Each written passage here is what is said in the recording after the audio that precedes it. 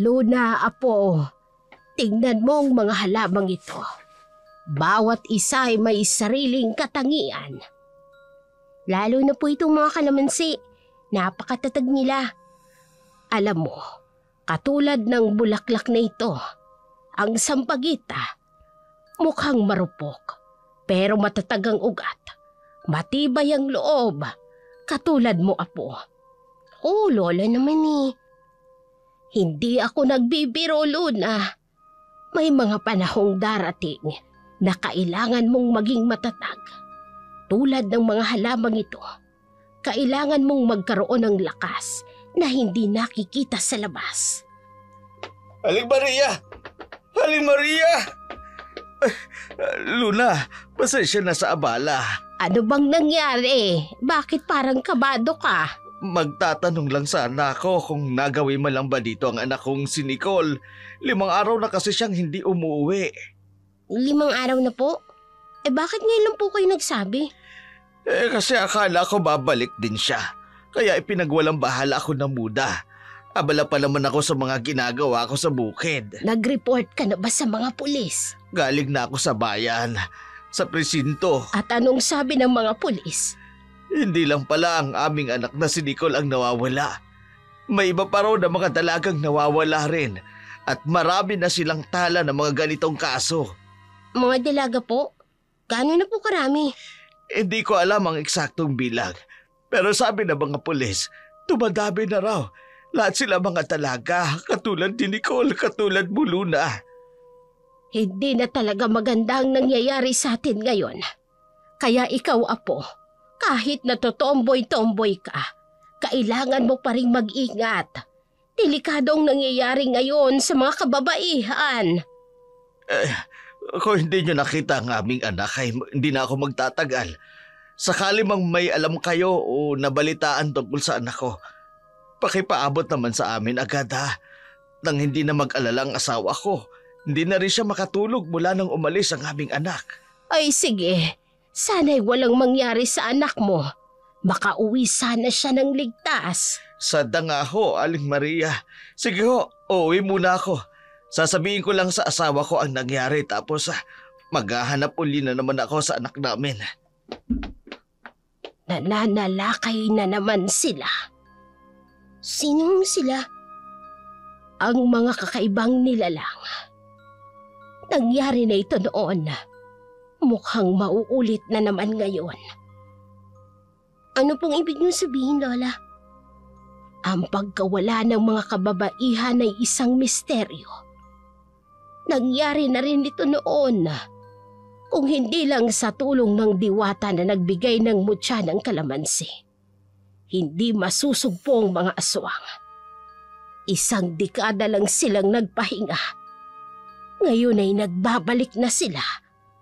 Nakakatakot naman nung sinasabi niyo. Lalo tuloy akong nag-aalala para sa kaibigan ko. Nasaan na kaya si Nicole? Ano na kayang nangyari sa kanya? Panahon na siguro para may mag-alagang muli sa mutya. Hindi ko kayo maintindihan, Lola. Ano bang ibig niyo sabihin? Kailangan mong maging matatag, lalo na sa mga pagkakataong ito. Hindi lang ang pagiging matatag, Lola. Kailangan may gawin tayo para mahanap yung kaibigan ko. Sa loob tayo. May sasabihin ako sa'yo. Ang isang tahimik at masayang nayo ng San Felipe, kung saan naninirahan ang maglolang Maria at Luna, ay magugulo ang buhay dahil sa banta ng panganib sa kanilang lugar. Hindi maiwasang mag-alala ng matanda sa kanyang apo, lalo na't babae rin ang kanyang apo.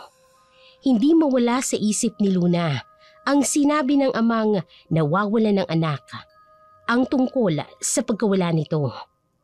Habang nakasunod sa kanyang lola, patungo sa loob ng malaking lumang bahay, dumiretso ang maglola sa sala at dito naikwento ni Aling Maria ang sikreto ng mutya ng kalamansi. Noong unang panahon, Luna, ang ating nayon ay hindi pa kilala sa kalamansi. Ang mga puno rito'y ordinaryo lamang. Ngunit isang gabi na hindi malilimutan ng ating mga ninuno. Sa gabing yun, ang buwan ay kasing liwanag ng nayon. Isang diwata ang dumating, nakasuot ng damit na kumikinang tulad ng mga bituin. Matagal na raw niyang binabantayan ang ating nayon, kaya nakita niya kung papaano ang mga kababaihan dito ay hindi basta-basta sumusuko sa kahirapan at panganib. Lalo na raw noong panahong yun ng malaking tagutom. Ang mga ina at ang mga dalaga ng nayon ay naglalakad ng napakalayo. Tinatawid ang mga bundok at ilog para lang makahanap ng pagkain para sa kanilang pamilya. At sa kanilang paglalakbay, maraming masasamang elementong sumubok na manakot at manakit sa kanila. Ngunit hindi sila sumuko. Sa halip, nagkaisang mga kababaihan. Nagtulungan sila na ipagtanggol ang isa't isa. Ang kanilang tibay ng loob at pagkakaisa ang nakaakit sa diwata. Kaya ng gabing yon, lumapit siya sa pinakamatandang babae ng nayon. Ibinigay niya sa matanda ang isang binhi. Hindi ito ordinaryong binhi, kung hindi isang binhing may taglay na mutya. At sa loob ng 9 na gabi, tutubo ang isang puno. Sa punong ito ay may mga bunga. At isa sa mga bungang ito ay may mutya. Isang perlas na nagbibigay ng proteksyon sa sino mang may dalisay na puso at matibay na kalooban. Sinunod ng matanda ang bili ng diwata. At tulad ng ipinangako, sa 9 na gabi, tumubo ang unang puno ng kalamansi sa ating nayon. Mula sa punong ito, nagmula ang lahat ng kalamansi na nakikita mo ngayon sa ating hatin. Nasaan na po yung mutyang yun ngayon, Lola? Yan ang tanong, hindi ba? Hindi lahat ng mutya ay nakikita ng mata, Luna. Minsan, ang tunay na mutya ay lumalabas lamang kapag may tunay na pangangailangan. Tulad ng mga nawawalang dalaga, pwede po kayang...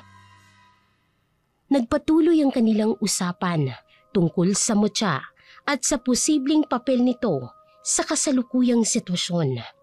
Dahil sa labis na pag-aalala, nagka-interes si Luna sa mutya ng kalamansi.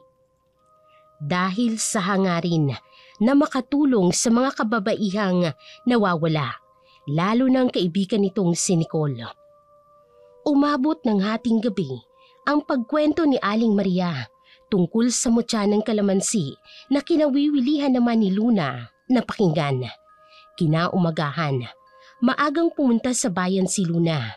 Nagbabaka sakaling makatulong na maghanap sa kanyang kaibigan. Sa nayo naman ng San Felipe, isang dayuhan ang dumating sa kanila. Aling Maria! Magandang umaga! Magandang umaga, Kaap. Alam mo na ba ang balita sa bayan? Ang anak ni Pablo, 1 linggo na raw na nawawala. Baka naman nagtanan sila ng boyfriend niya. Galing siya sa bayan kahapon. Nag-report na sa mga pulis. Napag-alaman niya na marami palang kababaihan ang nai-report na nawawala. Abay, lahat puro dalaga. Wala pa namang pinapadalang security alert notice ang PNP. O bakit tayo maalarma? Pero eto muna, Aling Maria. May gusto akong ipakilala sa inyo si Mr. James Miller. James, this is Aling Maria. She is the former barangay captain here, our ex-kapitan. She is highly respected in the community and known for her wisdom. This is her beautiful garden. Good morning, Aling Maria. What a remarkable garden do you have here? Thank you, Mr. Miller. So, what brings you here? I'm researching indigenous healing plant in the region, but these calamansi trees, they're quite extraordinary. I never seen this variety before in any of my research. These trees has been with our family for generation. They were passed down from our ancestors. Fascinating. I've heard whisper about something called mucha, something special connected to these calamansi trees. That's just a legend, Mr. Miller. A kwentong bayan. James, Aling Maria is an expert in the local culture. She tell you everything about the legend here. Ay, teka sandali, Kapitan. Ang mga Pilipino pag pumupunta sa Amerika, nagtatagalog ba sila para sa atin? Ay dapat siyang mag-adjust. Let him try to understand our English. Kahit simpleng salita lang. Nakakaintindi po ako ng Tagalog, Ayun Aling naman pala Maria. Pero hindi lang ho ako mahusay magsalita. Maria, kaya naman pala. Pwede na tayo magtagalog. Ay, mabuti naman kung ganon, Mr. Miller. Kung nakakaintindi ka pala, abay mas madali yon para sa amin. I understand some Tagalog, but I'm not very good at speaking it. Ay, kung ganon, pasensya ka na sa tono ko kanina, Mr. Miller. Pribado lang talaga ang hardin na ito. Kaya hindi kami basta nagpapapasok ng kung sino-sino. I completely understand. But if you ever change your mind, I'll be interested in studying this trees further. Maria, baka naman pwede. Kapitan, may mga bagay na hindi dapat ipinapakita sa lahat. Lalo na kung tungkol sa ating kultura at pamilya. May kakaiba sa taong ito. Parang may hinahanap siya na hindi ko gusto. Umalis sina James at Kapitan. Ngunit bago tuluyang makalayo, muling lumingon si James sa Calamansi Grove. Tumitingin si Maria sa direksyong pinanggagalingan ni James. Hawak-hawak ang isang pendant. Hindi niya maipaliwanag ang kabang nararamdaman niya nang makaharap niyang lalaking dayuhan. Lalo na ang pagka-interes nito sa mga tanim ni Aling Maria. Malakas ang conviction nitong may panganib na dalang lalaki sa kanilang lugar. Ay, talaga ho. Pero kwento lang naman yun. Many breakthrough discoveries started as a local legend, Kapitan. Think of possibilities. Your town could be famous for medical breakthrough. Alam niyo, Mr. Miller, pwede naman po sigurong pwede ko kayong matulungan. Oh, I'm very interested to hear. How? Si Luna kasi, madalas pumupunta sa bayan tuwing Sabado. Kasama si Aling Maria sa simbahan. Kung gusto nyo, pwede kayong magsaliksik sa hardin habang wala sila. That would be most helpful. But wouldn't that be an intrusion? Hindi naman po. Para sa ikabubuti naman ng nayon, o di ba? Saka konting research lang naman. Wala namang masisira. You're absolutely right. This is for the greater good of San Felipe. Though perhaps it would be best if this arrangement is stay between us. Oo naman, Mr. Miller. Pero pangako mo ha, hindi kayo mangunguha ng kahit na ano. You have my own word as a scientist. I only take notes and photos. Nothing's more. Tama naman siguro ito. Para sa ikabubuti ng nayon. Yes. Everything is falling into place. May sinasabi kayo? Oh, just saying how grateful I am for your help. Pwede tayong magkita sa Sabado. Tumango ang kapitan. Hindi namamalayan ang madilim na ngiti ni James. Mas naging intense ang hangarin ni kapitan na makilala ang kanilang nayon, lalo na siyang namumuno sa panahon na yon. Kaya kahit alam niyang hindi papayag si Aling Maria sa layunin ng dayuhan, nagbigay pa rin ito ng assurance sa dayuhan na matutulungan siya ni Aling Maria sa research nito. Samantala, sa gitna ng masikip at maingay na palengke, si Luna may bitbit na basket ng gulay. Nang biglang may humablot sa kanyang shoulder bag. Kanya! Yung bag ko! Magnanakaw! Halangin niyo! Hoy! May magnanakaw! Ay, doon papunta sa skinitang yun! Stop right there!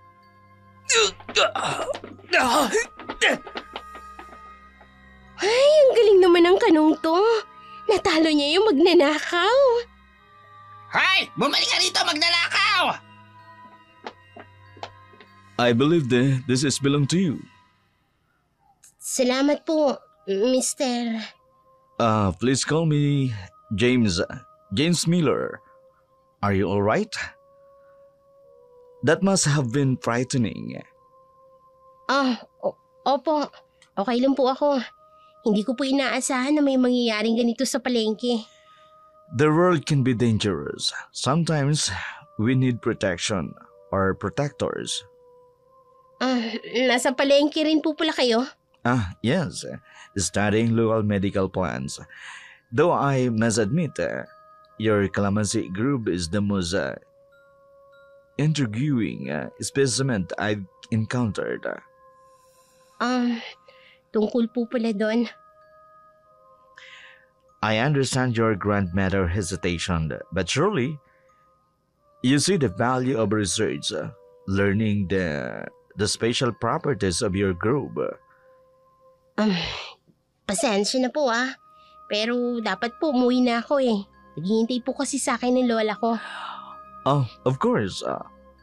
But Luna, if you ever want to know more about your group's unique qualities, you know where to find me. May kakaiba talaga sa kanya. Bakit parang alam niya ang tungkol sa mutya? Soon, Luna. Very soon. Everything is going according to the plan. Nagmamadali nang umuwi si Luna matapos maibalik sa kanya ang ninakaw na bag. Hindi niya napansin ang ngiting asong pinakawala ni James Miller habang nakatingin sa kanya na papaalis. Pagdating niya sa kanilang bahay, agad niya namang naikwento sa kanyang lola ang kanyang napansin sa dayuhan. Natagalan ka, Apo. May nangyari po kasi. Anong nangyari? Nahablot po yung bag ko nung magnanakaw, Lola. Pagkatapos, mabuti na lang, nahabol ni Mr. Miller. Kaya ayun, naibalik yung bag ko. Mabuti naman kung ganon. Siya pa talaga ang tumulong sa'yo. Pero Lola, hindi ako nagtitiwala sa kanya. Kahit anong gawin niyang kabutihan, hindi ko maramdaman. Paranoia ang tawag dyan, Apo. Kawala ng tiwala. Ewan ko ba, Lola? Para kasing may kakaiba talaga sa dayuang si James Miller. Kasi kanina po sa palengke, bigla na lang amay ng snacks. Tapos bigla pong lumitaw si James. Tinulungan niya po ako. Pero parang hindi po normal yung nangyari. Masyado ng maraming hindi normal na nangyayari, Luna. Kaya nga, Lola Lalo na nang may sinabi siya tungkol sa kalamansi. Parang alam niya yung tungkol sa mutya, Lola. Pareho tayo ng kutob, Apo. Doon pa man, nung una ko pa lang siyang nakita, iba na ang pakiramdam ko sa kanya. Ano pong ibig niyo sabihin, Lola? Ramdam kong hindi lang pagiging researcher ang pakay niya dito sa atin. Kung interesado siya sa mutya, delikado ito para sa atin, Luna. Delikado para sa buong layon. Bakit po? Ang mutya ng kalamansi ay nagbibigay ng proteksyon laban sa masasamang espiritu, sumpa o negatibong enerhiya. Ang may hawak ng mutya ay pinaniniwalaang hindi basta-basta natatalaban ng kulam, ng barang o ang iba pang masasamang mahika. Kung alam niya ang kwento sa mutya, malamang eto na rin ang hinahanap niya. Hindi naman talaga yung mga halamang gamot. Mahirap isiping may lahi rin siya ng aswang kahit na taga-ibang bansa siya. Paano niya malalaman ang tungkol sa mutya ng kalamansi? Kailangan po nating mahanap ang mutya, Lola, habang maaga pa, bago po may mangyari kay Nicole at sa iba pang nawawala. Malakas ang kutob ko, Apo. May kinalaman siya sa pagkawala ng mga kadalagahan dito sa ating bayan. Kailangang may gawin ako para matulungan ang mga taga rito. Paano po natin makukuha ang mutya ng kalamansi, Lola? Hindi ito basta-basta makukuha ng kung sino man.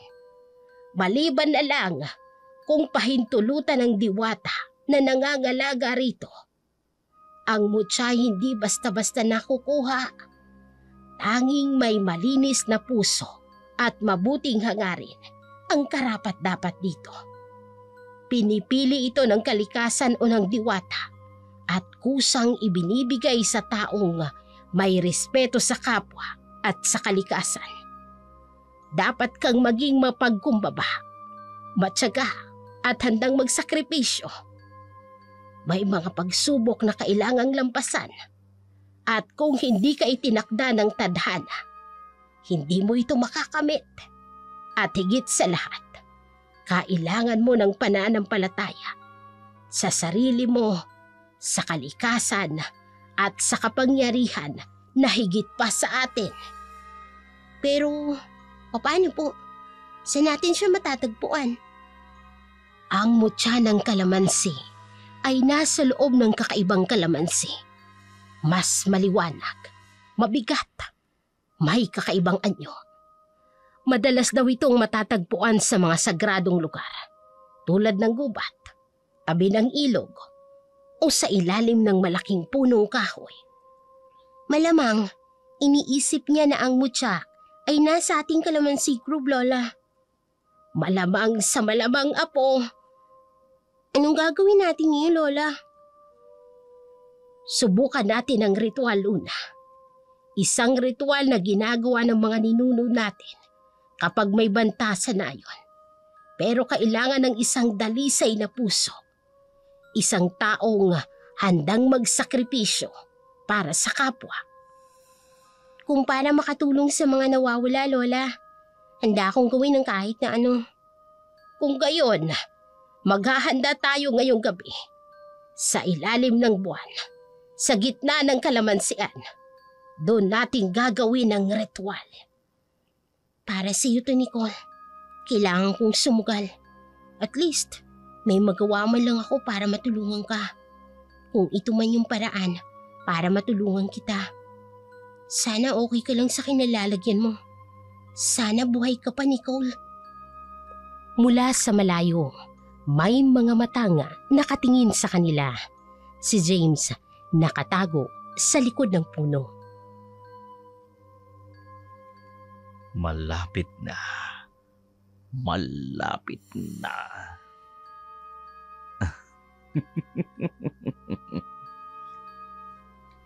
Habang mabilis na itinataboy ng hangin ang mga ulap sa kalaliman ng gabi, ganoon din ang tensyon na nararamdaman ng maglola habang naghahanda sa ritual na kanilang gagawin.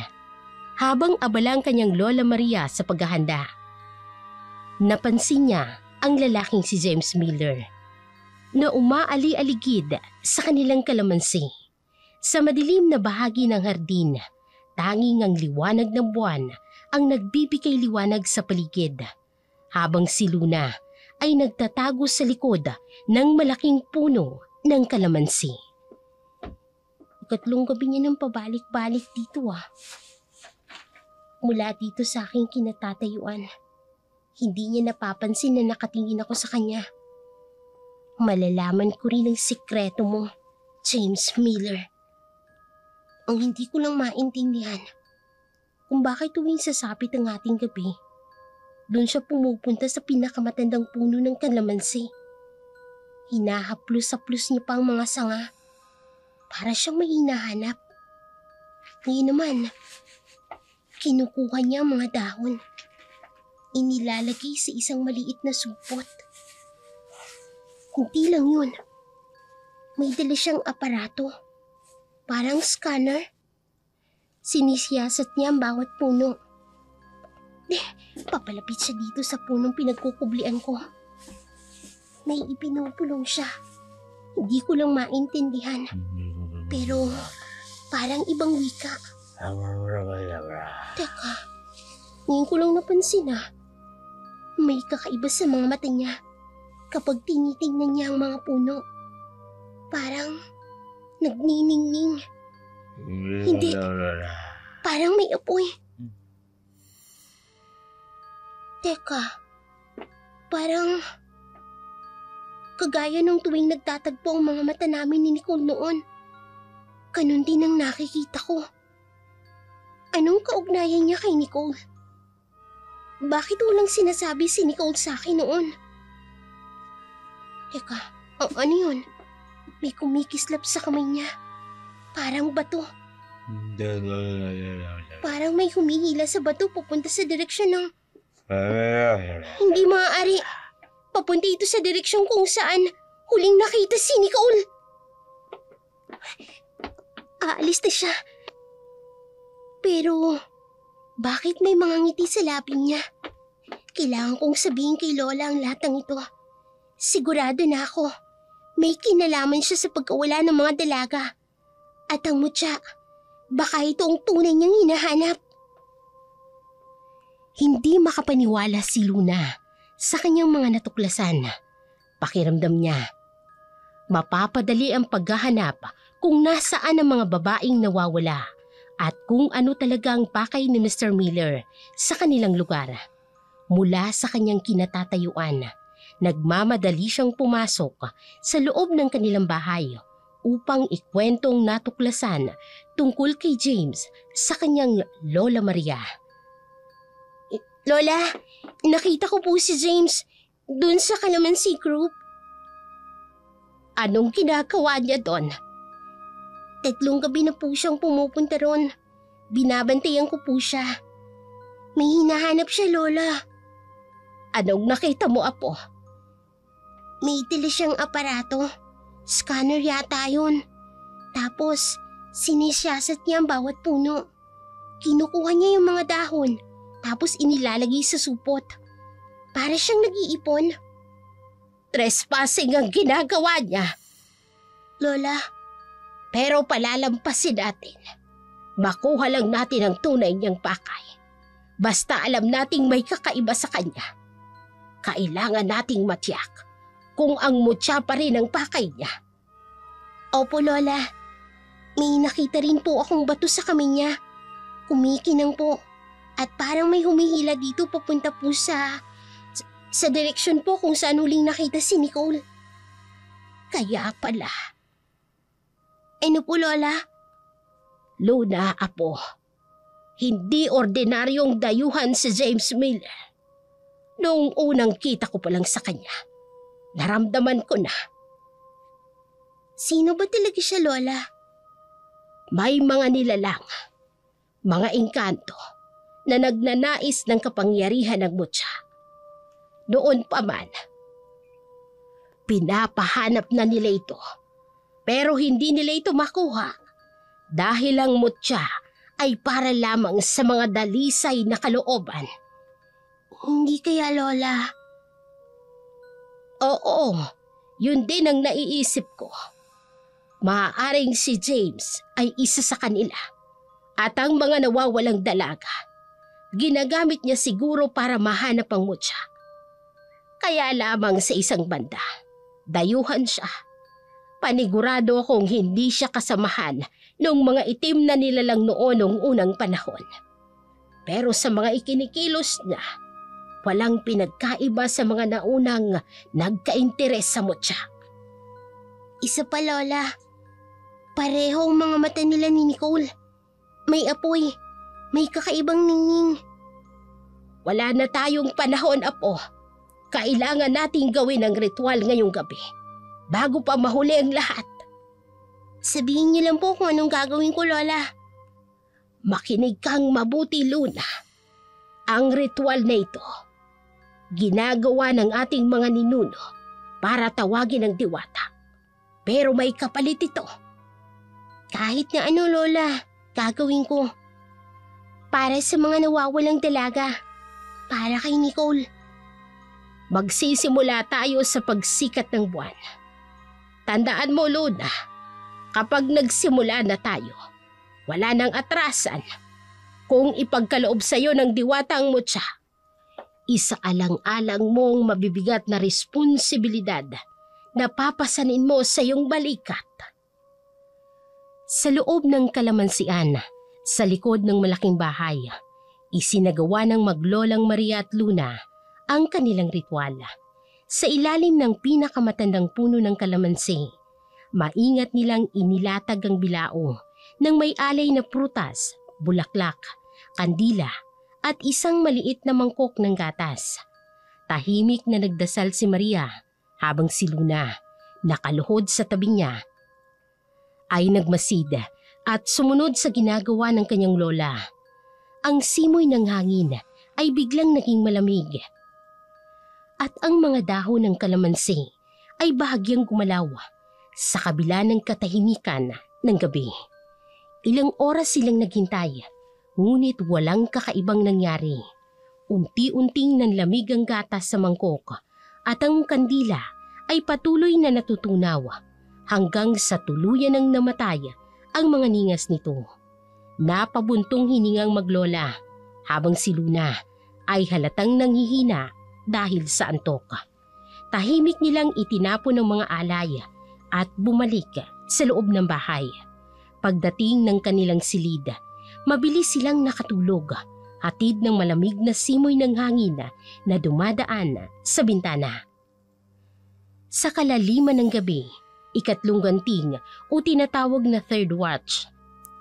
Sa pagitan ng alas 12 ng hating gabi hanggang alas 3 ng madaling araw, nangyaring isang bagay na hindi inaasahan ni Luna sa kalaliman ng kanyang antok. Luna! Luna! May tumatawag. Isang tinig. Napakaganda. Luna! Hindi ko mapigilan ng mga pa ko.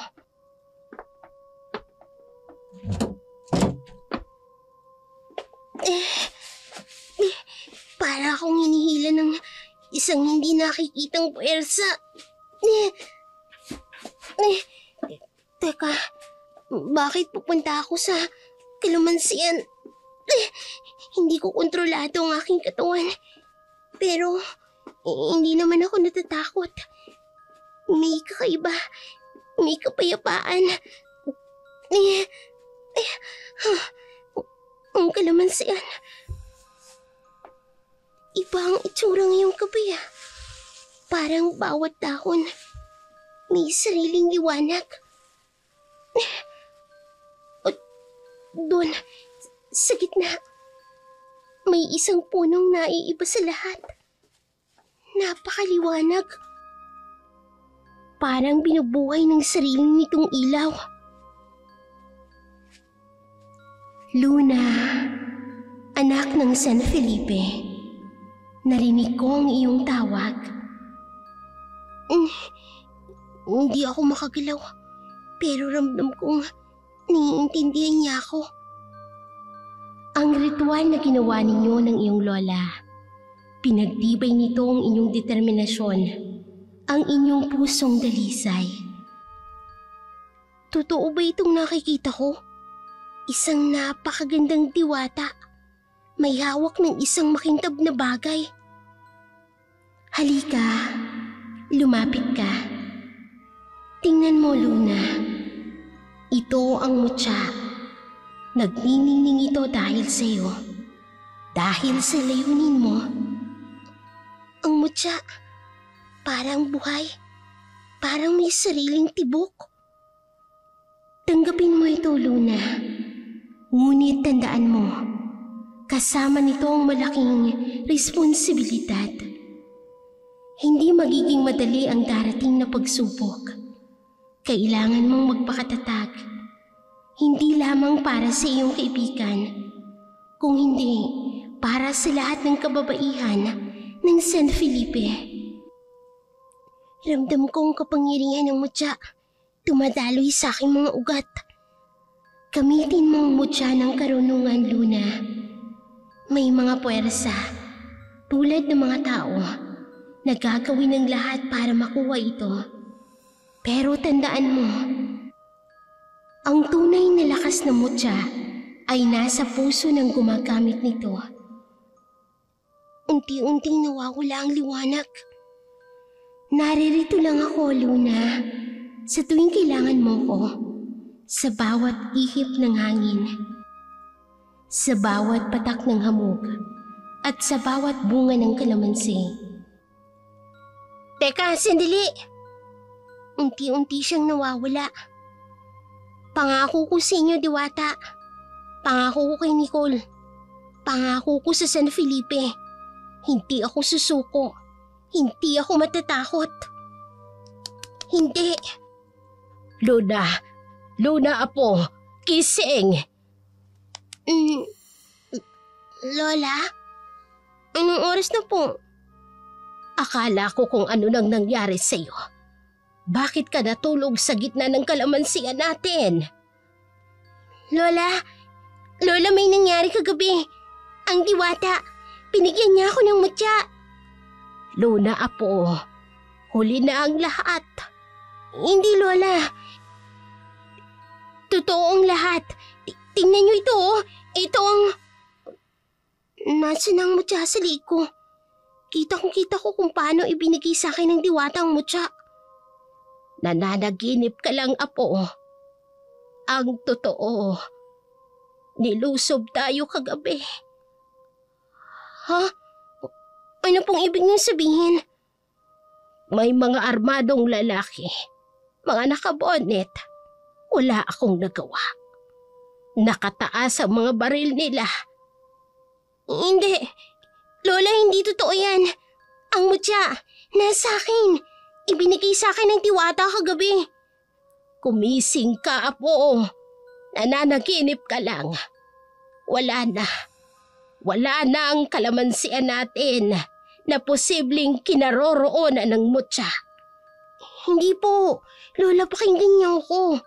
May kapangyarihan ng mutya.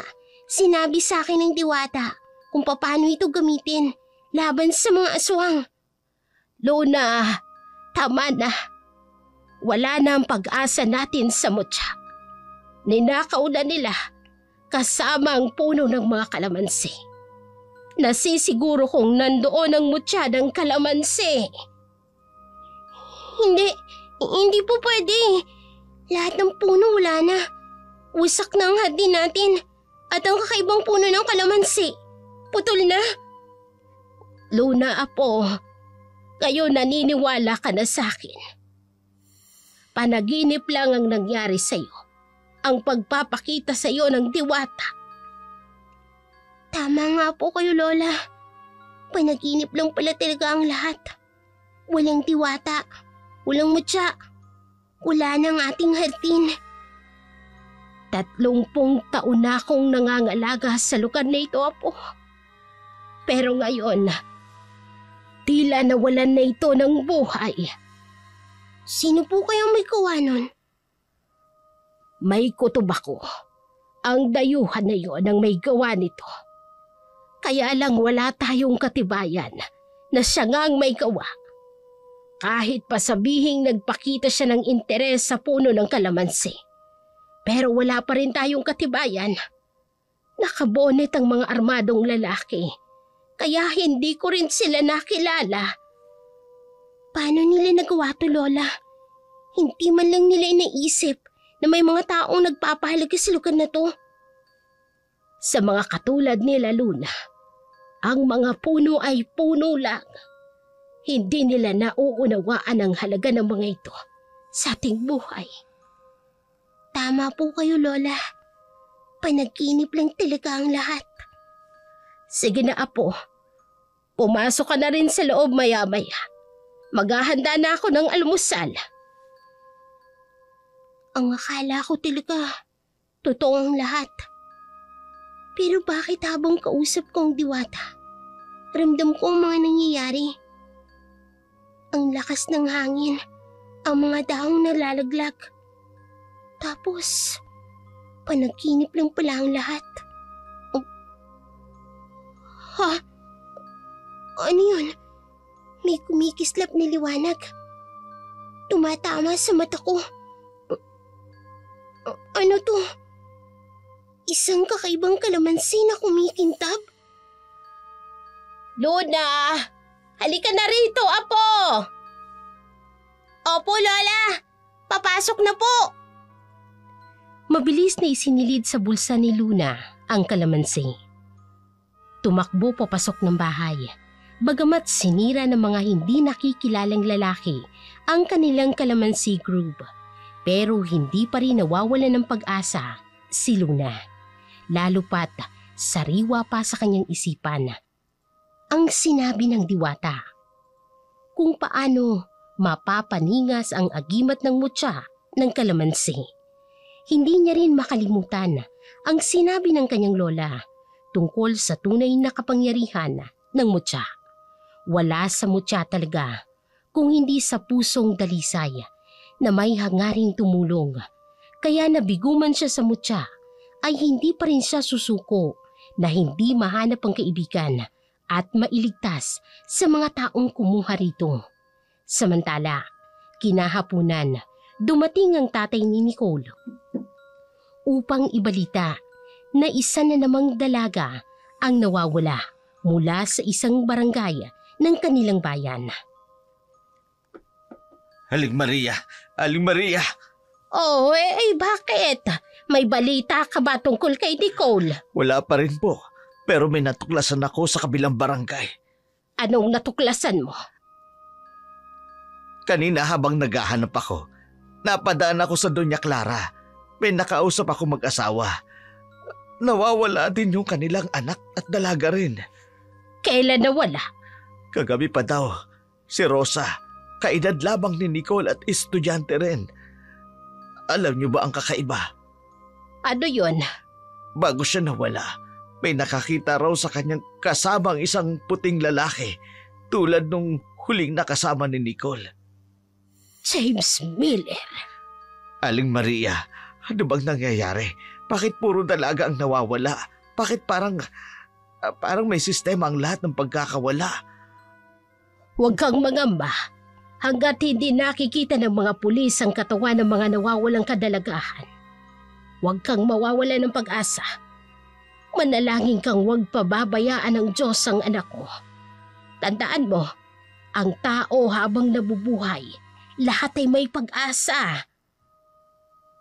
Oo, umaasa pa rin akong buhay pa rin ang anak namin. Kahit ilang linggo na ang nakararaan, wala pa ring bakas ng anak ko. Tapos ngayon, may isa na namang pamilyang mawawala ng anak.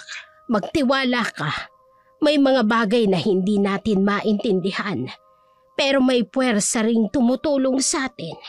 Sana nga ho, Aling Maria. Hindi ko kasi alam ang gagawin ko.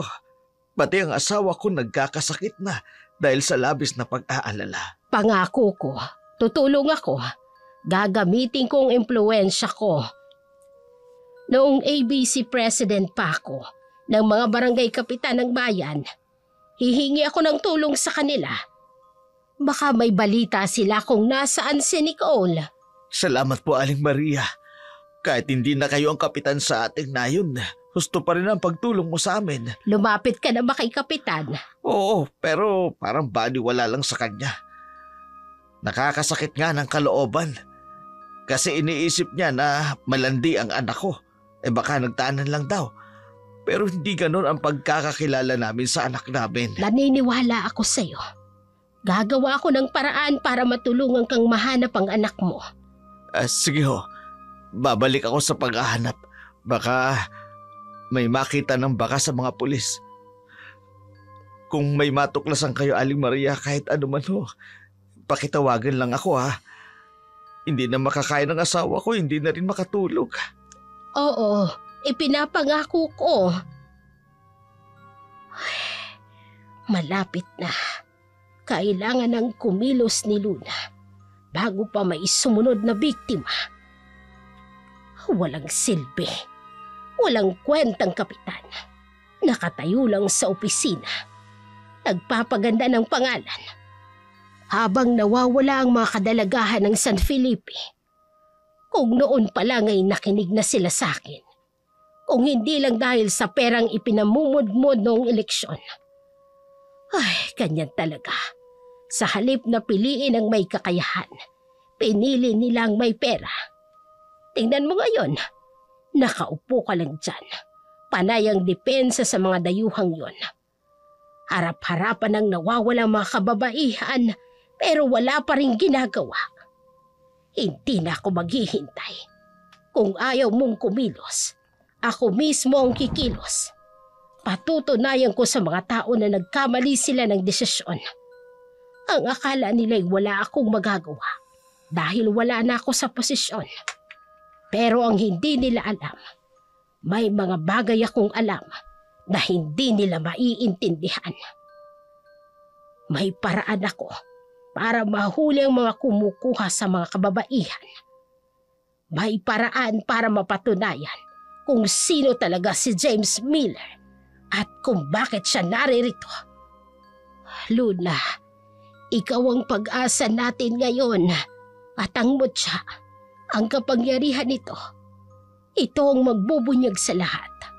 At ako ang magtuturo sa iyo kung paano gamitin ito ng tama. At sa mga nagbabalak ng masama sa atin ngayon, maghintay kayo. Hindi kayo makalulusot. Hindi ako titigil hanggat hindi napaparusahan ng inyong mga ginawa. Sa isipan ni Aling Maria, nabuo ang isang plano ng pag-iimbestiga sa nakausap ni Nicole. Sa mga hindi nakakakilala kay Aling Maria na ex-kapitan ng San Felipe, magaling ito sa pag-iimbestiga ng mga kaso noong siya pang nakaupo bilang kapitan ng barangay. Kaya ginamit niyang kanyang kakayahan para magsimulang magtanong para malocate kung nasaan si Nicole. Sa tabi ng basketball court, isang hapon. May binatilyong nag-iisa, si Anton. Nakaupo ito sa bench at lumapit si Aling Maria. Ikaw si Anton, hindi ba? Opo, ako nga po. Pwede ba tayong mag-usap? Aling Maria? Bakit po? Tungkol kay Nicole. Ikaw ang huling nakakita sa kanya, hindi ba? Hindi po. Hindi ko po alam. Anton, alam kong natatakot ka, pero kailangan kong malaman ang totoo. Kasama sila ni James Miller noon, hindi ba? Opo. Pero Pero ano? natatakot po akong magsalita. Bakit ka natatakot? Binagbantaan niya po kasi ang buhay ko eh. Hindi ka niya masasaktan. Iingatan kita. Sabihin mo sa akin ang nakita mo. Noon pong gabing iyon, nakita ko po sila ni Nicole sa may gubat. Anong oras yun? Mga 6:00 ng gabi po. Pauwi na sana ako galing sa basketball.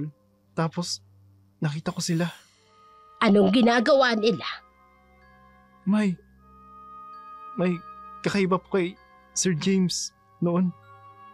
Parang iba ang mga mata niya.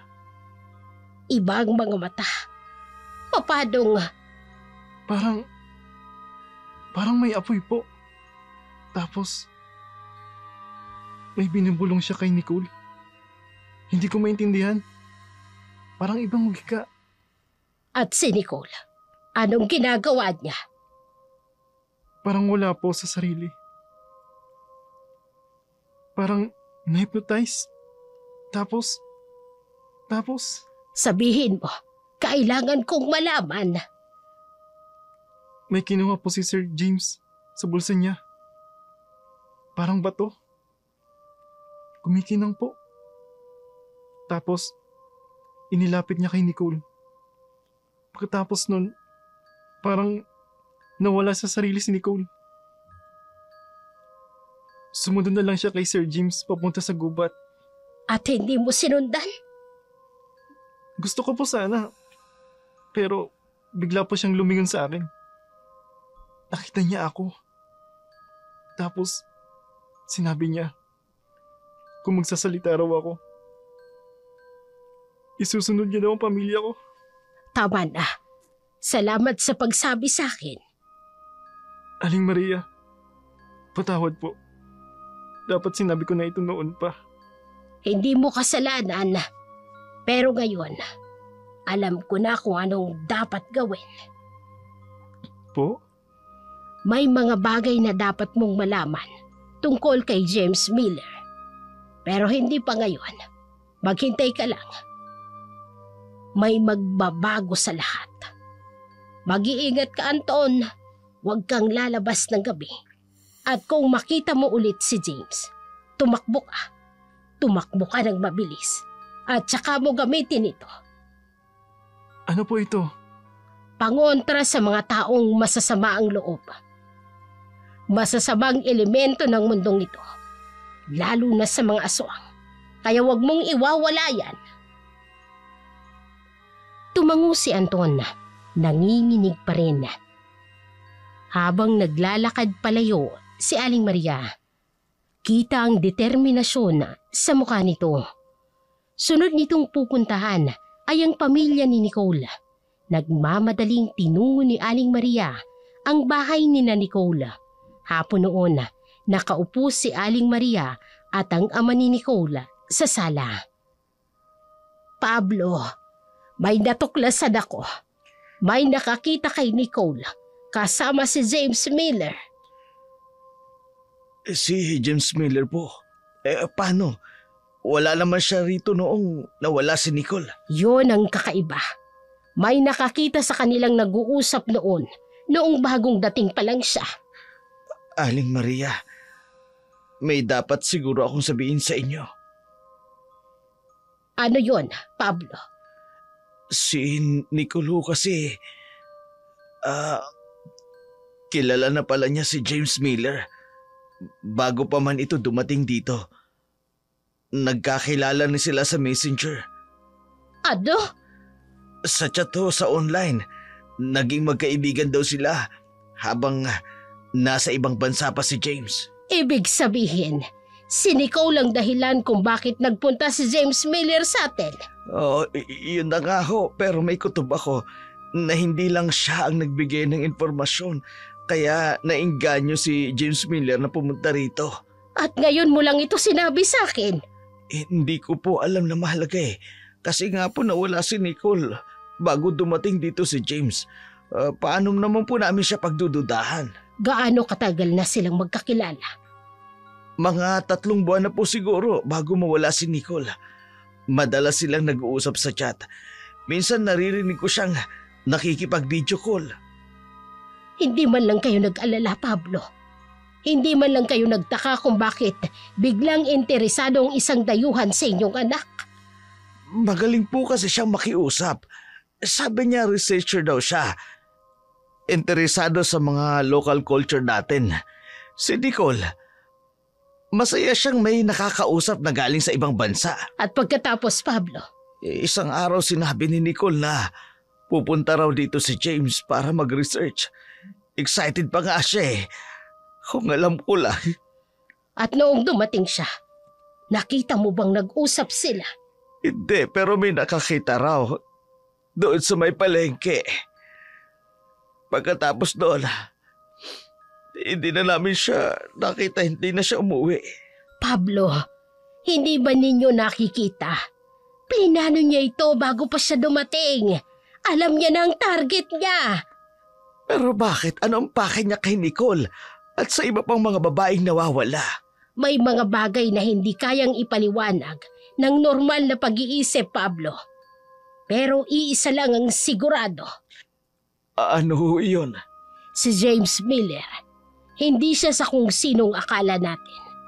At ang ating mga anak, ang inyong mga anak, hindi lang basta nawawala. May kumukuha sa kanila para sa isang layuning mas masama pa sa ating inaakala. Aling Maria, ano bang ibig niyong sabihin?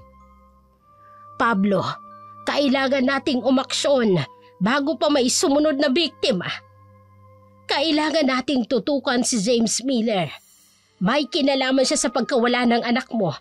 Yun ang dapat nating malaman at makuna ng ebidensya. Kung anong ginawa niya sa mga babae. Anong kaugnayan nito sa pagiging researcher niya? Kailangang i-report natin ito sa mga pulis. Sige ho, ako na gagawa niyan. Mag-iingat kayo, Pablo. Kung makita niyo si James, huwag kayong magpapakita na may alam kayo. Delikado siya. Mas delikado pa sa inaakala natin. Muling nabuhayan ng pag-asa ang pamilya ni Nicole na mahahanap pa ang kanilang anak. Palaisipan sa kanila kung anong ginawa ni James Miller sa kanilang anak. Bakit bigla na lamang itong nawala ng parang bula? Sa kabilang dako naman, sa isang abandonadong bodega sa gilid ng gubat, gabi, maraming nakakalat na mga bunga ng kalamansi sa sahig. Si James, galit na galit at naglalakad pabalik-balik. Kailangan ko mahanap iyon bago magkabilugan ng buwan. Kung hindi, mawawala ng saysay ang lahat ng sakripisyo ko't pagpapanggap. Sino yan? Lumabas ka! Wala. Hindi maaari ito. Hindi maaari. Dapat sa kalamansi na ito pinipiga.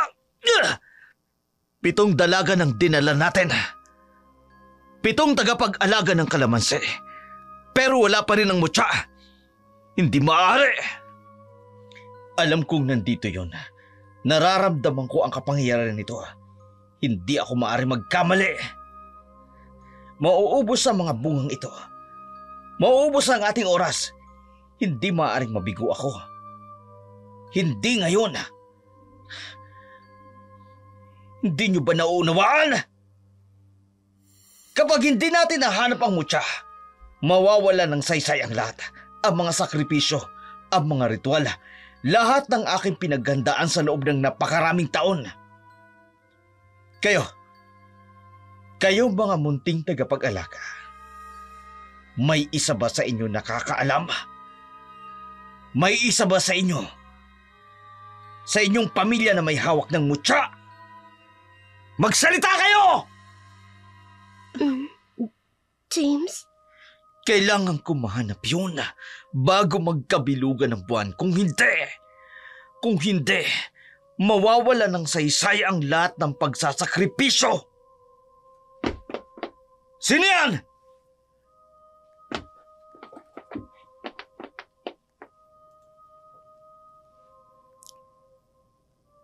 Ako lang po, Sir James. Pero, Sir, hindi ko po alam na ganyan kayo kagaling mag-Tagalog. Bakit? May problema ba? Wala naman po. Pero, kararating nyo lang dito sa Pilipinas. Tapos parang lumaki na kayo rito sa pagsasalita ninyo. May mga bagay na hindi mo kailangan maintindihan. Pero sir, kahit mga salitang hindi na ginagamit, alam na alam ninyo yung mga matatandang salita. May problema ka ba doon?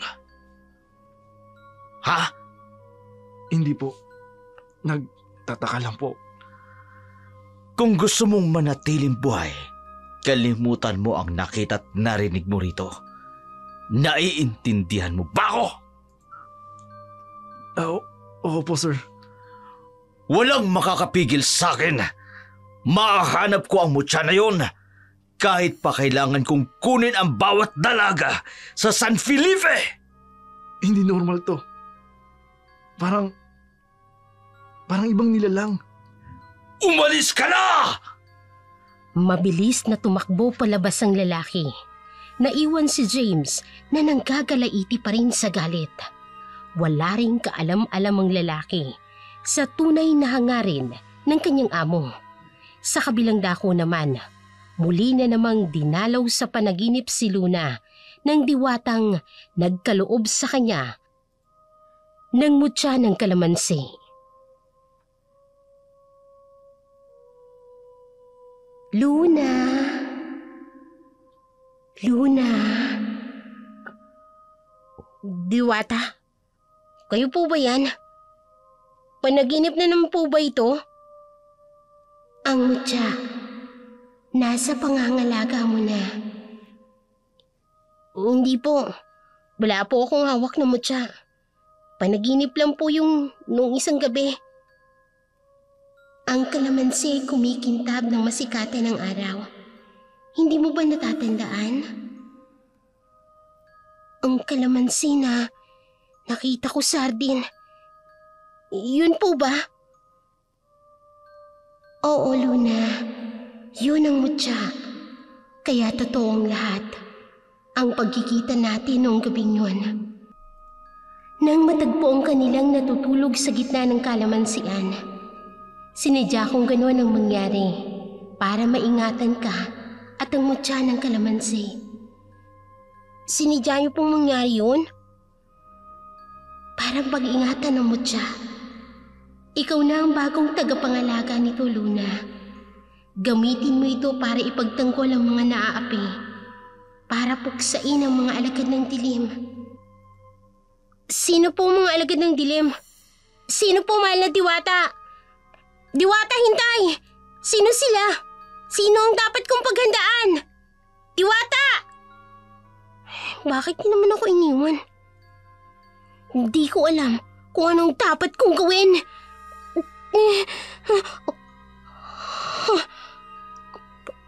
Panaginip.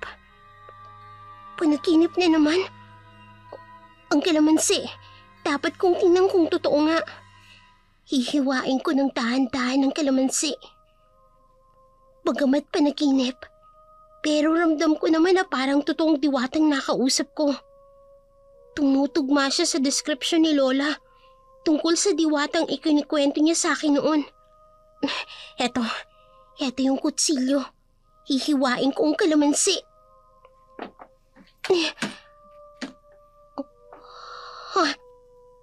May kumikislap na asul na liwanag mula sa loob ng kalamansi. Isang pendant na kulay asul. Lumulutang at nagliliwanag.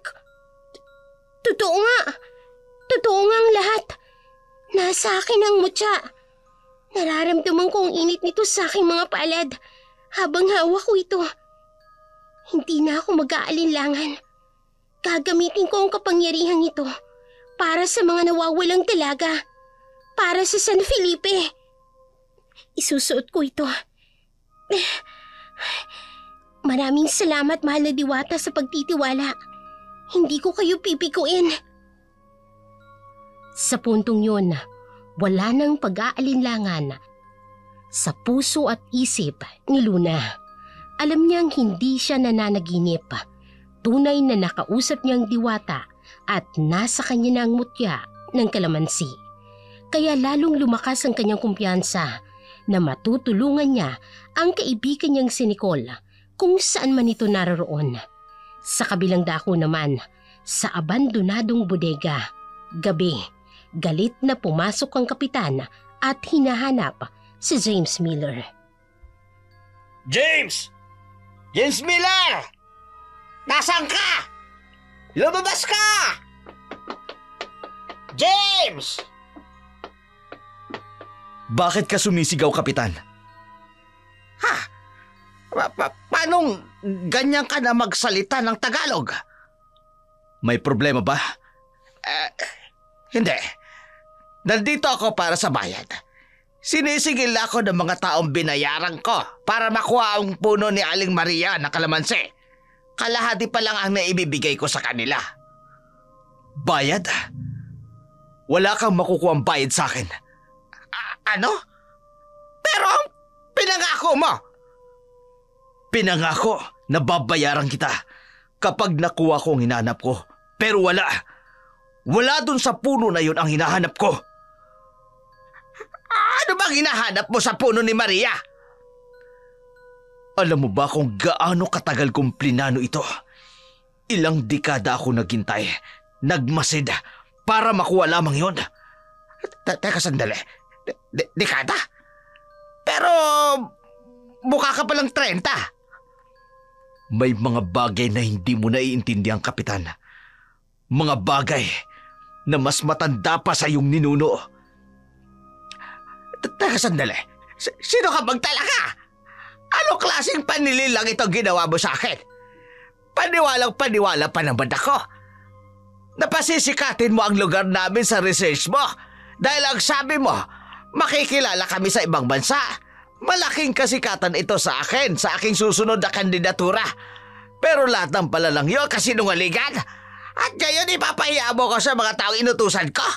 O ano na lang sasabihin ng buong barangay kapag nalaman nilang ako ang nag-utos sa kanila na putulin ang puno ng kalamansi ni Maria.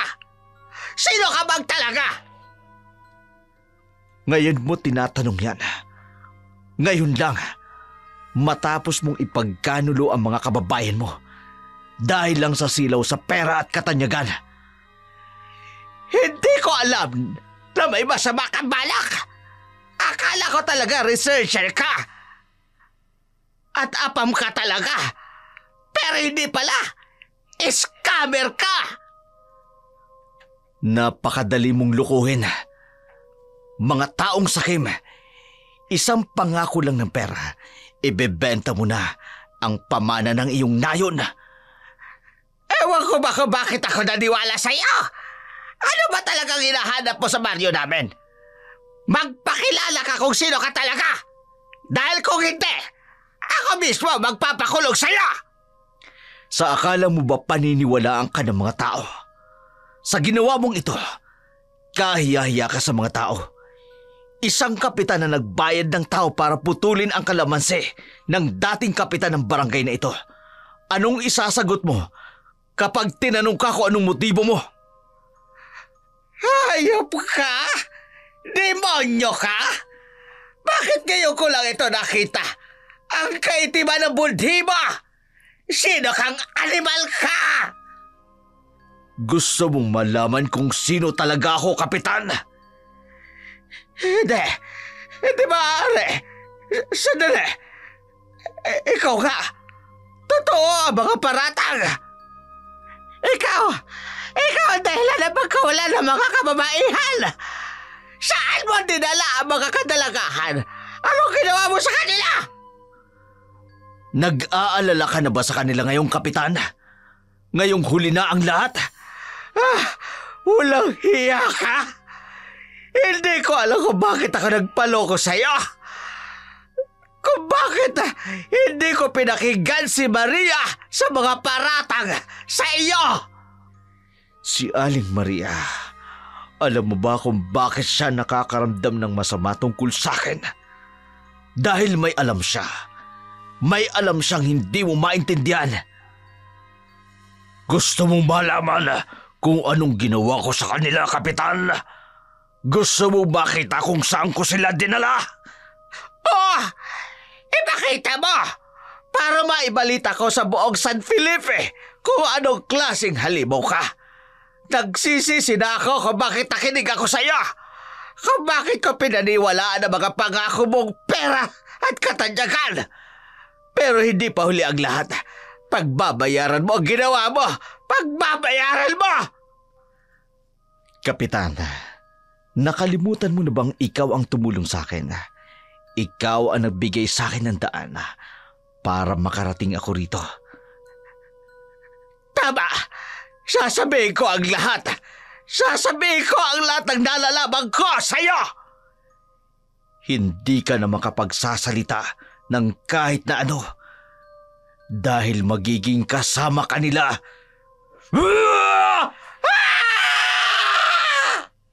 Sumigaw ang kapitan, pero walang nakarinig. Sa labas ng bodega, tahimik ang gabi. Tanging mahihinang tunog ng hangin ang umiihip ang maririnig. Tila natulala si kapitan matapos makita ang tunay na itsura ni James Miller. Natagpuan na lamang si kapitan ng kanyang mga tanod malapit sa gubat na hindi na makausap ng maayos. Samantala, nalaman na rin ni Aling Maria ang tunay na nagpabunot ng mga puno ng kalamansi niya. Kaya sinugod nito si kapitan. Sa tanggapan ng kapitan, umaga, nakaupo ito sa kanyang silya, nakatitig sa kawalan. Nang pumasok sina Aling Maria at Luna. Kapitan! Kailangan nating mag-usap! Ano yun? Anong nangyayari sa'yo? Wala. Wala. Aba, ngayon ka pa mawawala ng sasabihin. Nabalitaan ko na ikaw ang nag-utos na sirain ang aking hardin. Ikaw ang nagpaputol ng mga puno ng aking kalamansi. Ay bakit mo ginawa yon? Ha? Utos ba yun ni James Miller? Lola, parang may kakaiba sa kanya. Daturingan kang kapitan. Wala kang ginawa para protektahan ang mga kababaryo mo. Sa halip, ipinagkanulo mo pa kami. Hindi ko alam. Hindi ko alam. Ano bang galit mo sa akin at sa mga kalamansi ko? Alam mo bang pwede kitang kasuhan ng trespassing? Destruction of private property. Criminal conspiracy. Wag niyo akong... Lola, tingnan niyo. Parang may nangyaring masama sa kanya. Anong nakita mo? Anong ginawa niya sa'yo? Mga bata. Mga bata niya apoy. Hindi siya tao. Nakita mo ang tunay niyang anyo. Patawad. Hindi ko alam, Maria. Hindi ko Lola, alam. tama na. Hindi niya na kaya. Tama ka, Luna. Halika na. Tignan mo ang ginawa mo sa sarili mo. Ang presyo ng kasakiman. Maria, mag-ingat ka. Hindi normal ang nilalang na yon. May natutunan na siguro siya. Pero huli na. Makikita ng buong taga-baryo kung gaano siya kasakim sa pera. Makikita rin ng mga bumoto sa kanyang pagkakamali nila. Tara na, puntahan natin ang James Miller na yan sa tinutuluyan niya bago pa maging huli ang lahat. Iniwan ng maglolang kapitan sa opisina nito sa ganoong kalagayan na hindi makausap ng matino.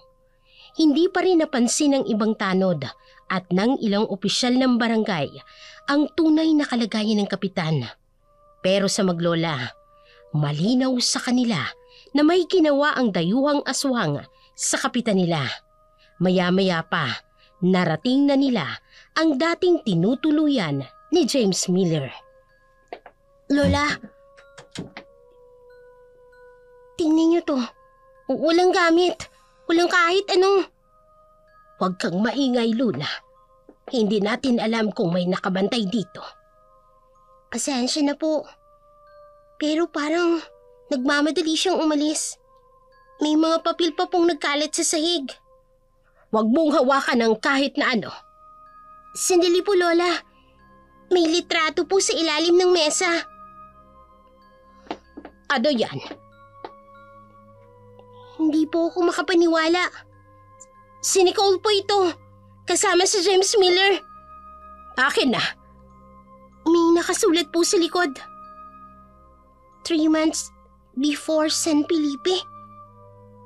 Pinagplanuhan niya ito. Lahat ng ito, pinaghandaan niya. Lola, may iba pa pong mga messages. Si Nicole po at si James. Matagal na po silang magkakilala. Kaya ganoon na lang ang tiwala sa kanya ng pamilya ni Nicole. Matagal na silang nililinlang nito. Pero Lola, bakit bigla na lang siyang umalis? Saan kaya siya pumunta? Hindi siya umalis dahil takot siya sa atin. Kung hindi may plano siya. Paano niyo po nalaman? Nararamdaman ko. May kakaiba sa hangin dito. May bakas ng... Po? Duda, hindi ka ba nilalamig? Opo, at ang mutya ko, parang mas mainit sa liig ko ngayon. Tama na, lumabas na tayo. Hindi tayo dapat na magtagal dito.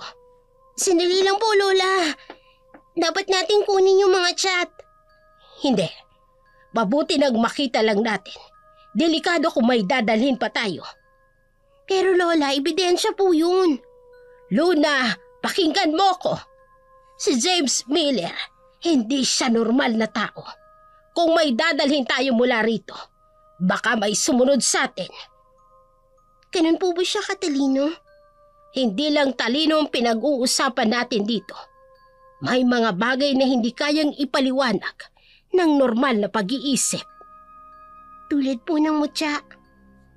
Oo, at tulad ng tunay na pagkatao ng James Miller na yan. Lola, natatakot po ako. Dapat lang, Luna. Dapat lang. Pero huwag kang mag-alala. May mutya ka. At hanggat nasa iyo yan, may pag-asa tayo.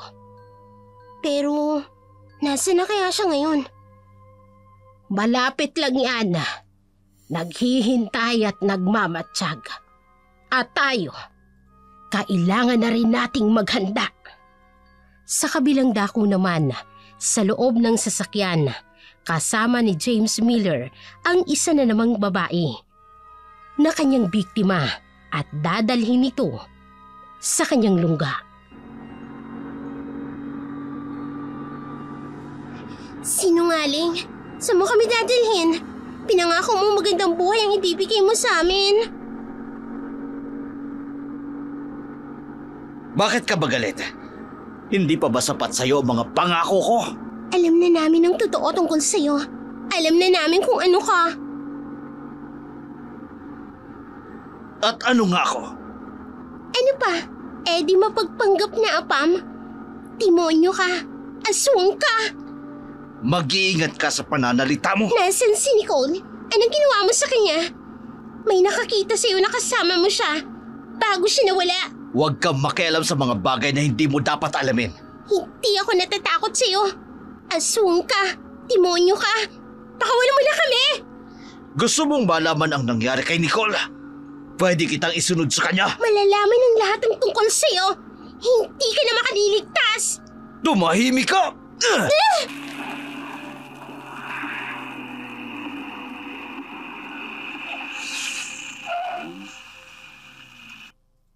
Ipakikita ko sa'yo kung ano talaga ako.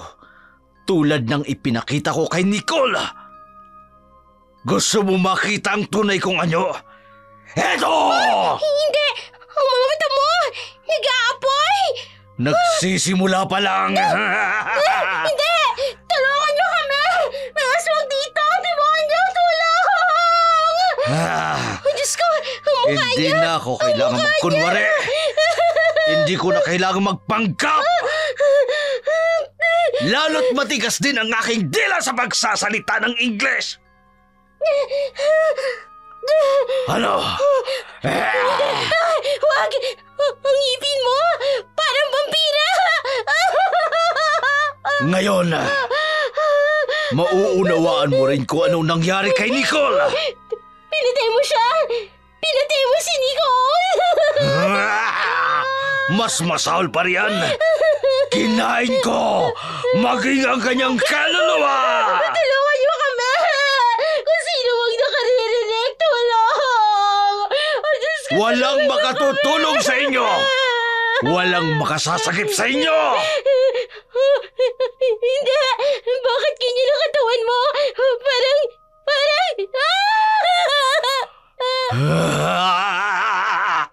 Nakikita nyo ba ito?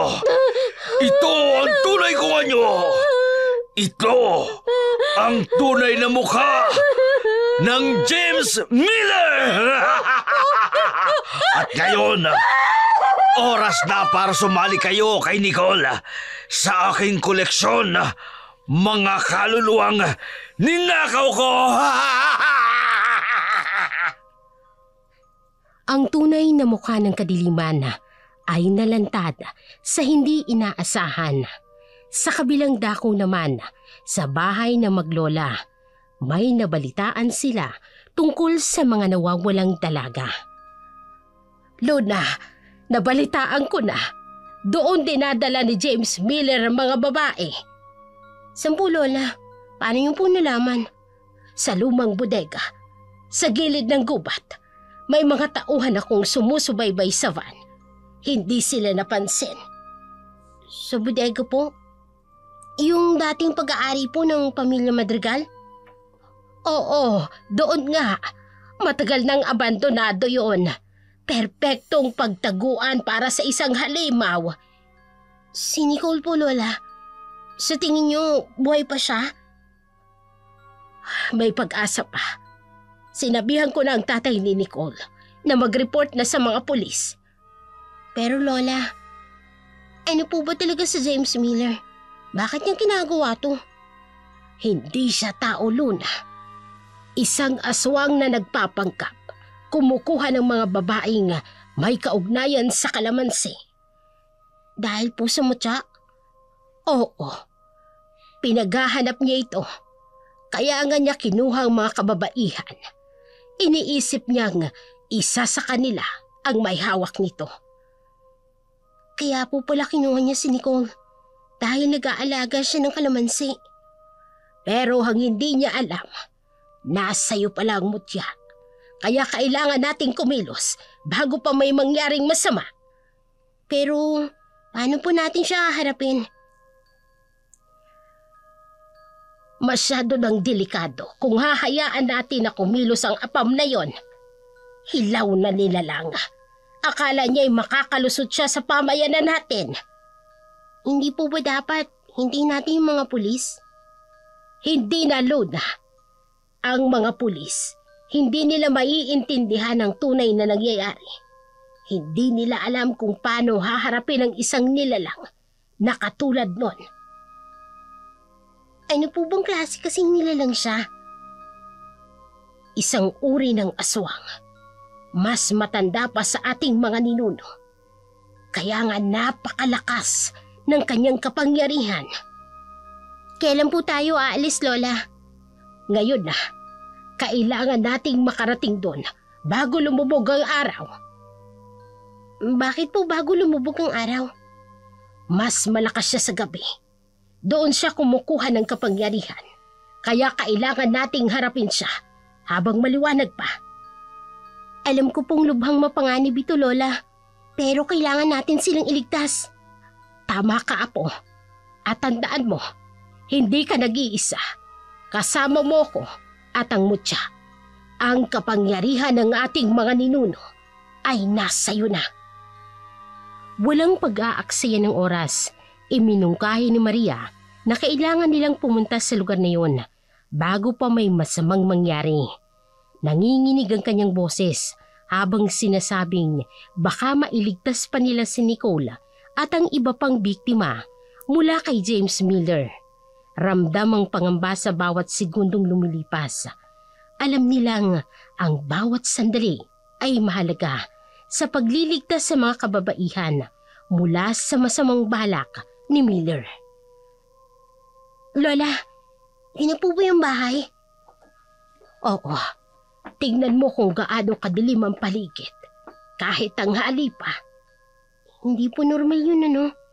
Parang may sumpa. Lalo na ang mga puno sa paligid. Lahat ay tuyo, patay, at walang buhay. mga anino po sa mga bintana, Lola. Dahan-dahan ka lang, Luna. Maaaring may mga bitag siya. Lola, naririnig niyo po ba yun? Agalin. Parang may umiiyak po sa loob. Buhay pa sila. Pero kailangan tayong mag-ingat. Hindi ordinaryong bahay ito. Parang binabantayan tayo ng bahay mismo, Lola. Tama ka. Ang mga kagaya ni James, kayang baguhin ang lugar na tinitirhan nila. Ginagawa nilang extension ng kanilang kapangyarihan. Kaya po pala parang gumagalaw ang mga anino. Hawakan mong mabuti ang mutya. Yan lang ang magpoprotekta sa atin dito, Luna. Lola, parang may dumaan na malamig na hangin. Nararamdaman niya na tayo. Alam niyang nandito tayo. Ano pong gagawin natin, Lola? Kailangan nating pumasok. Pero tandaan mo ang orasyon na itinuro ko. Kapag sinabi kong tumakbo ka, tumakbo ka. Habang hawak ni Luna ang mutya, pumasok sila ng kanyang lola sa loob ng lumang bahay. Ang mga anino sa paligid ay para bang buhay na buhay. Gumagalaw sa mga dingding at sahig at nakatingin sa kanilang mga kilos. Ang malamig na hangin ay lumalakas, kasamang maririnig nilang mahihinang boses na hindi nila maintindihan. Kahit natatakot, malakas ang loob ni Maria. Itinaas niya ang kanyang kamay at nagdasal para tumahimik ang mga ingay sa paligid. Pero bigla na lamang nagbago ang lugar. Ang mga anino ay nagsama-sama at naging isang malaking madilim na anyo. Sa gitna ng dilim, may malalim na nakakatakot na boses ang biglang lumabas at umugong sa buong bahay. Dumating na ang bagong tagapag-alaga. Ang batang pinagkatiwalaan ng diwata. Nasaan sila? Nasaan ang mga kinuha mo? Bakit ka nagmamadali? Gusto mo bang sumama sa aking mga koleksyon? Napakagandang koleksyon. Koleksyon? Mga tao sila. Hindi mga bagay na pwede mong kunin. Hindi mo ba naisip kung bakit sila ang pinili ko? Lahat sila may koneksyon sa kalabansi. Lahat sila may kinalaman sa mutya. Hindi ka lang aswang. Isa kang sakim na halimaw na nagpapanggap na tao. Sakim? Hindi. Masugid lang. Isipin mo ilang dekada akong nagmasid at naghintay. Pinili ko ang bawat isa sa kanila nang may dahilan. Nasaan si Nicole? Anong ginawa mo sa kaibigan ko? Si Nicole ba? Ang pinakaunang nakaugnay sa akin. Napakadali niyang lukuin. Isang simpleng chat lang. Nagtiwala na siya sa akin. Kinamit mo ang kahinaan niya. Ang pangarap niyang makaalis sa kahirapan. Dapat nga lang na magpasalamat ka sa akin. Binigyan ko siya ng pangarap kahit saglit lang. Anong ginawa mo sa kanila? Bakit mo sila kinuha? Bawat isa sa kanila may bahagi ng kapangyarihan ng mutya. Kinakain ko ang kanilang kaluluwa para lumakas, para mahanap ang tunay na tagapag-alaga ng mutya. Halimaw ka! Hindi sila pagkain! Pero mas masarap pa sa pagkain ng kanilang mga kaluluwa. Lalo na si Nicola. Napakasarap ng kanyang takot. Tumigil ka! Kaya pala nararamdaman kita. Nasa iyo pala talaga ang mutya ng kalamansi. Eto ang gusto mo, hindi ba? Kaya ka pumupunta sa layo namin. Dekada akong nag-aanap para dyan. At ngayon, nasa harap ko na. Di mo makukuha ang mutya. Ganon. Kahit kapalit ang buhay ni Nicole. Sinungaling ka. Paano ako magtitiwala sa salita ng isang halimaw? Naaamoy ko ang takot mo. Pero mas malakas ang galit. Magkasing tapang kayo ni Nicole doon. Nasaan siya? Nasaan ang kaibigan ko? Madali lang naman ang usapan natin. Ang mutya, kapalit ang buhay ni Nicole. Simple lang, hindi ba? At kapag ibinigay ko, Makikita mo siyang muli.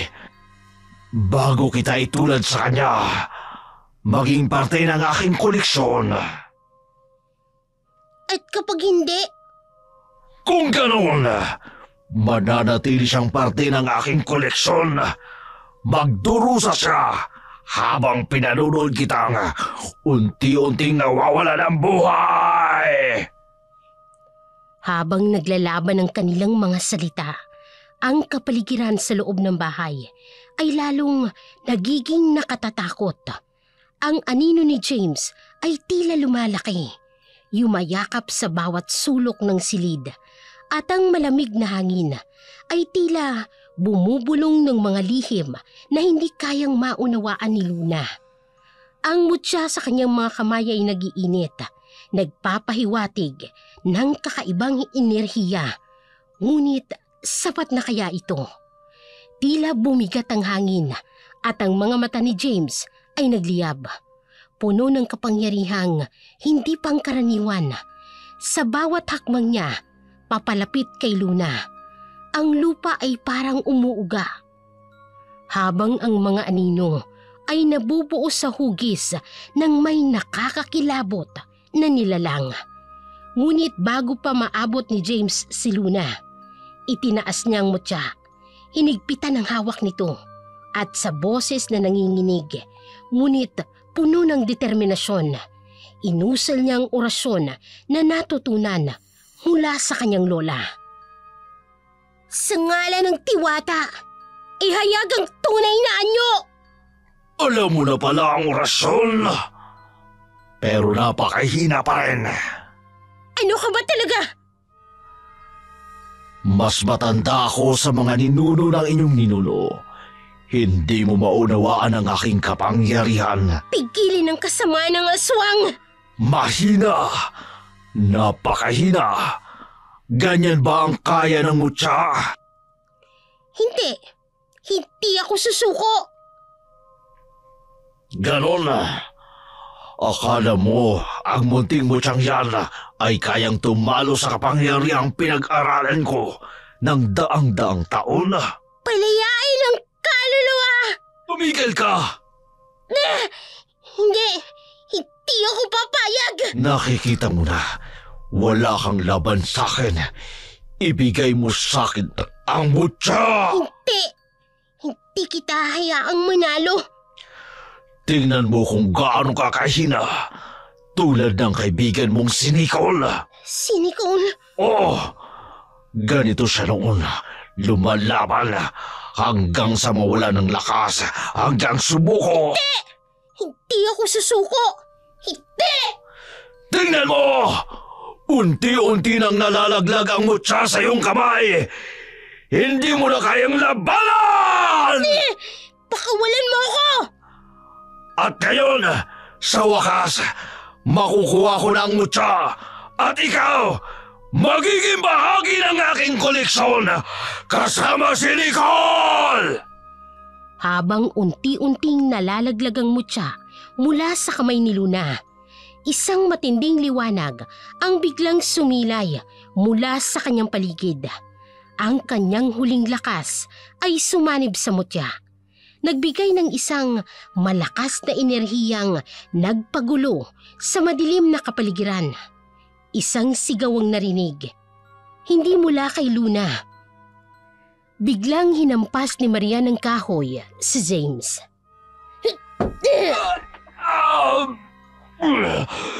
Walang hiya ka, matanda ka. Pagsisisihan mo ginawa mong ito. Kakainin ko ang kaluluwa mo tulad ng ginawa ko sa mga babaeng dinala ko rito. Subukan mo.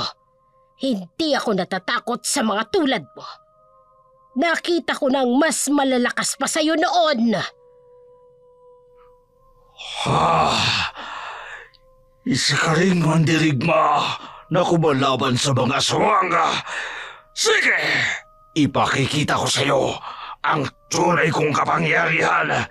Tingnan mo kung paano ko wawasakin ang iyong matandang katawan. Halika!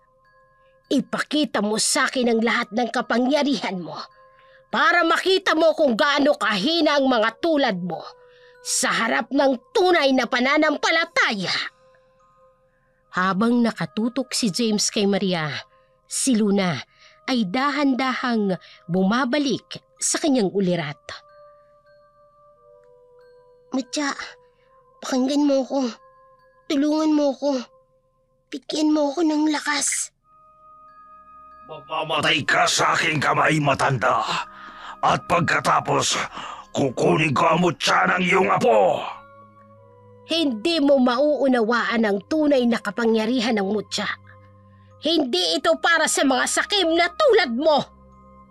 Ang mutya ay unti-unting nagliliwanag sa liig ni Luna. Sa ngalan ng mga ninuno, sa ngalan ng tiwata, iligtas mo kami mula sa kadiliman. Bigyan mo ko ng lakas para wakasan ang kasamaan. Ang liwanag ng mutya ay lumakas ng lumakas na pumuno sa buong silid.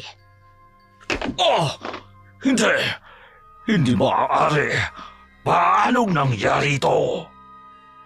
Ang kapangyarihan ng mutya ay hindi para sa mga katulad mo. Ito ay para sa may mga dalisay na kalooban. Para sa mga handang magsakripisyo. Para sa kapwa. Hindi.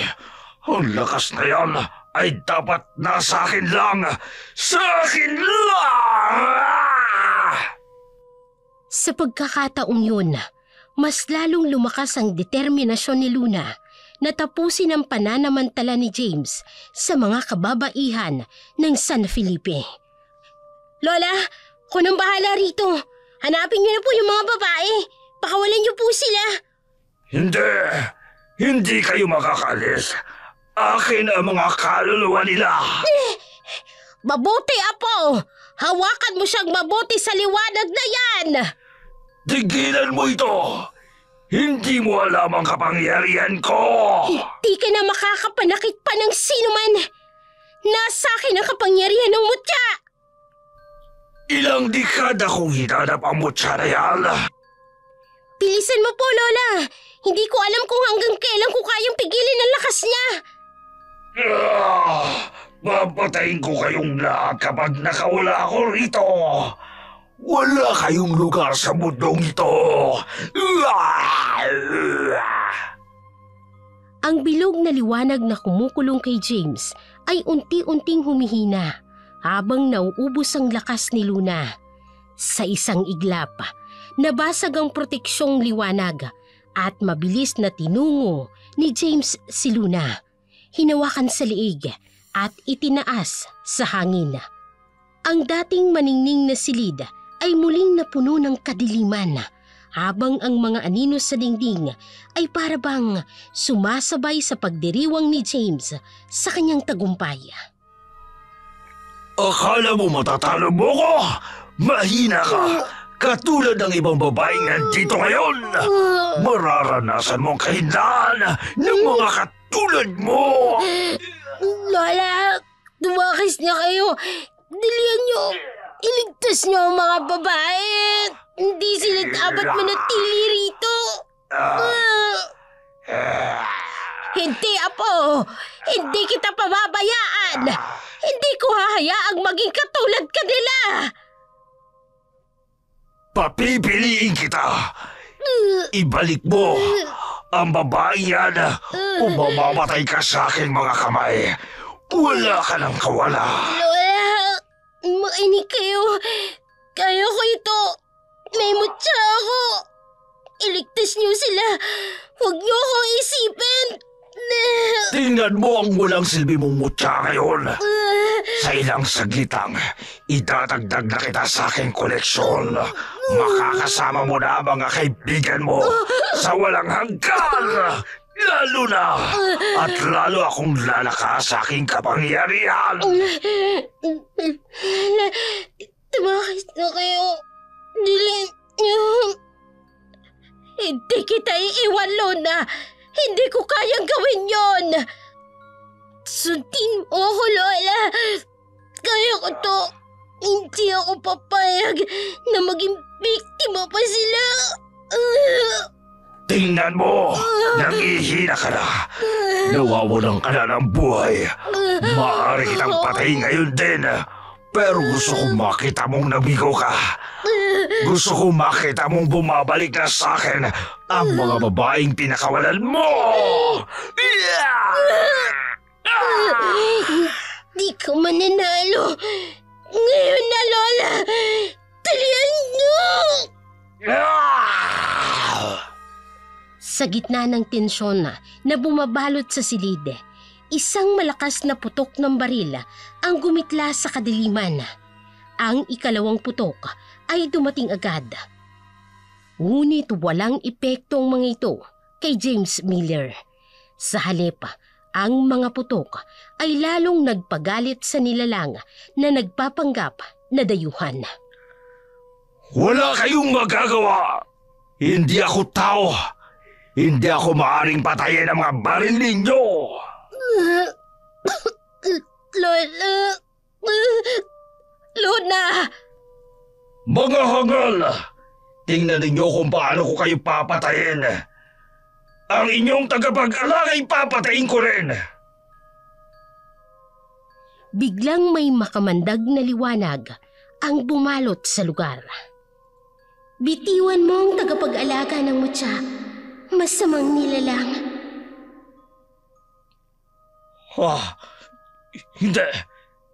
Hindi maaari. Ikaw! Huwag kang matakot, Luna. Naririto ako. Hindi. Akin ang kapangyarihang ito. Hindi mo ito mapipigilan. Luna, gamitin mo ang mutya. Ngayon na.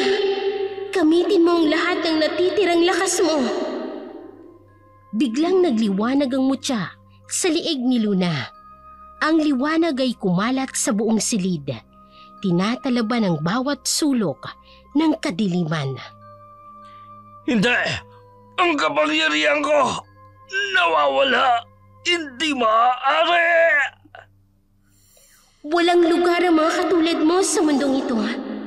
Bumalik ka sa dilim kung saan ka nagmula.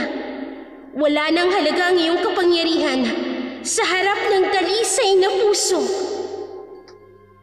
Unti-unting nawala ang kapangyarihan ni James. Ang marahas na anyo ay naglaho. Naging isang ordinaryong lalaki na lamang. At ang mga pulis ay mabilis na tinanganan si James. Ikinapos ang mga kamay nito. Maraming salamat, Diwata. Ligtas ka po. Ang akala ko'y mawawala ka na sa akin.